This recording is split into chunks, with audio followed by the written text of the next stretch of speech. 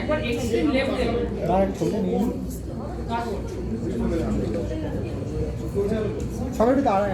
তো বিষয়টা হচ্ছে দেবালয় ভট্টাচার্য যেভাবে এক্সিকিউট করে সেইটার সঙ্গে মিল পাওয়াটা একটুখানি ওইটা ভেবে দেখলে হবে না। তার নিজের একটা রেন্ডিশন এবং সেইখান থেকে কিভাবে এখনকার সময় সেটা কিভাবে সে ফুটিয়ে তুলেছে সেটাই দেখার, সেটাই interesting bit about the series. আর আমি যখন বই পড়েছিলাম তখন আমার প্রচন্ড ভালো লেগেছিল, আমি যেভাবে ভিজুয়ালাইজ করেছিলাম। তারপরে যখন দ্য কাইট রানার আমি যখন ছবিটা দেখি তখন আমার অন্য ধরনের একটা উপলব্ধি হয়। তো সেই ক্ষেত্রে আলাদা উপলব্ধি হতেই পারে, হ্যাঁ, রেন্ডিশনটা আলাদা হতেই পারে, তবে সেইটা কোনো কিছু যদি খারাপ লাগে তাহলে তার মানে খারাপ হয়েছে বলে খারাপ লাগছে আর কি।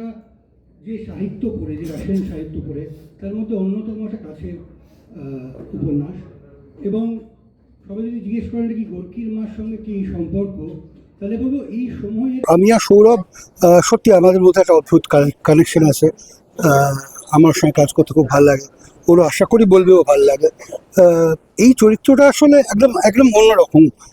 এই চরিত্রটা আমার মনে হয় না সৌরভকে সবসময় খুব হাই পিচ ড্রামাটা দেখতে অভ্যস্ত হয়তো, ভায়োলেন্স এগুলোতে, কিন্তু এটাতে ও অদ্ভুত একটা, এই যেহেতু এই চরিত্রটা খুব ইন্টেন্স একটা চরিত্র এবং তার লেয়ার্সগুলো, সাইকোলজিক্যাল লেয়ার্সগুলো, এটা একটা অন্য সৌরভকে দেখতে পাবে।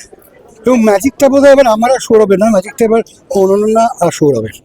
তো আমার যেটা মনে হয়েছে সব থেকে বেশি ভালো লেগেছে এই সময় দাঁড়িয়ে একটা শান্ত ন্যারেটিভ, নিজের সুন্দর একটা মেলোডিয়াস স্পেসে যাচ্ছে, আর ভেতরে ভেতরে প্রচুর প্রচুর কমপ্লেক্সিটি বলে চলেছে।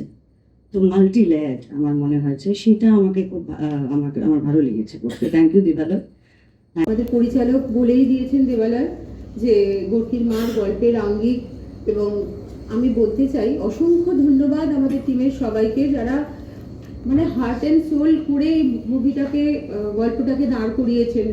শুধু দেবালয় তো আছেনই, তৃষা, দেবালয়, সৌরভ, অনন্যা, এরা সবাই মিলে এত প্রচেষ্টা করেছেন।